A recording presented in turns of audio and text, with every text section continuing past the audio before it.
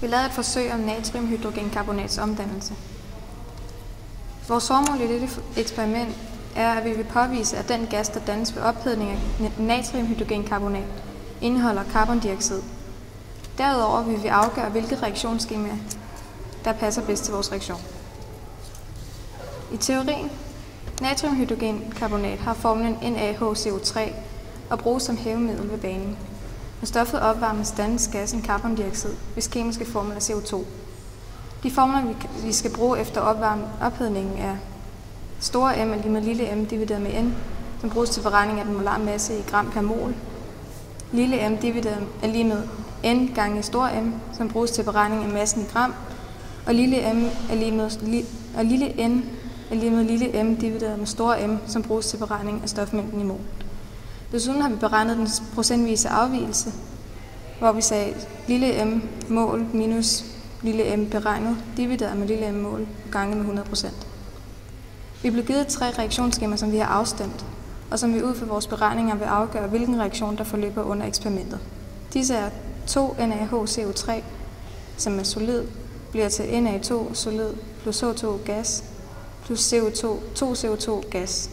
Det andet reaktionsskema er NaHCO3 solid, som bliver til NaOH solid plus CO2 i gas. Det tredje reaktionsskema er 2 NaHCO3 i solid, som bliver til Na2CO3 solid plus H2 gas og CO2 gas. Vores hypotese af de 3 reaktionsskemaer, der er blevet opgivet, tror vi, at det er nummer 3. Altså 2 NaHCO3 solid bliver til Na2CO3 solid plus H2 gas og CO2 gas. Der er den mulige reaktion. Det apparatur, vi brugte, var en digital vægt, en Bunsenbrænder, en porcelænsdigel, en trekant, en træfod og en digeltang. Og de kemikalier, vi anvendte, var NaHCO3. Okay, her har vi så et billede af selve forsøgsopstillingen, og fremgangsmetoden, vi brugte til det her forsøg, det var først varmede vi vores digel op for at fjerne eventuelle fugtigheder og urenheder i diglen, så vi fik en helt ren digel. Derefter varede vi den og puttede natriumhydrogenkarbonat i, og varede den igen for at finde ud af for at finde massen af natriumhydrogenkarbonat. Så satte vi den over blusset og opvarmede den i cirka 10 minutter, indtil at bunden var varm. Og derefter så varede vi den igen for at finde vægten af stoffet X. I resultater her, de resultater vi fik, satte vi ind i den her tabel, hvor vi så fandt massen af natriumhydrogenkarbonat og også massen af stoffet X, som vi nu skal afgøre, hvilket stof det er. Til det, der skulle vi først udregne den molare masse, gram per mol. Det gjorde vi selvfølgelig ved at kigge i det periodiske system. Da vi så havde den molare masse, brugte vi formlen N lige med lille m divideret med store M. Og det gjorde vi, for nu havde vi både store M og lille m, og så kunne vi finde stofmængden N, som opgøres i mol. Til det nu havde vi alle informationerne om stoffet X, og det skulle vi så sammenligne med de 3 mulige reaktioner. Til det der havde vi for det første, vi havde den molare masse, som vi fandt ved at kigge i det periodiske system, men vi skulle finde massen, for vi skulle sammenligne masserne.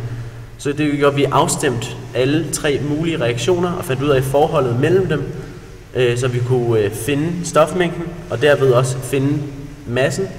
Og så derefter så sammenlignede vi massen fra stoffet X med de 3 mulige reaktioner for at finde ud af, hvilken der lå tættest på. Og til det var der nogle afvigelser. Okay, og så for at finde ud af afvigelsen i procent, så tog vi forskellen på de 2 stoffer, og så dividerede med massen af X og gange med 100 for at finde afvigelsen i procent. Og så finder vi, at reaktion 3 tydeligt er den, der minder mest om den masse, som vi har fundet frem til. Og da reaktion 3 har den masse, der er tættest på resultatet af forsøget, må det betyde, at efter ophedningen er der stoffet Na2CO3 solid tilbage i diglen. Medregnet fejlkilder giver det mening, at det ikke kan være de andre 2 reaktioner, da de er for langt fra resultatet. Desuden kan vi se, at natriumhydrogenkarbonatet i diglen bliver mere fast i formen, så der må have været vandmolekyler i stoffet, som under opfedningen er fordampet.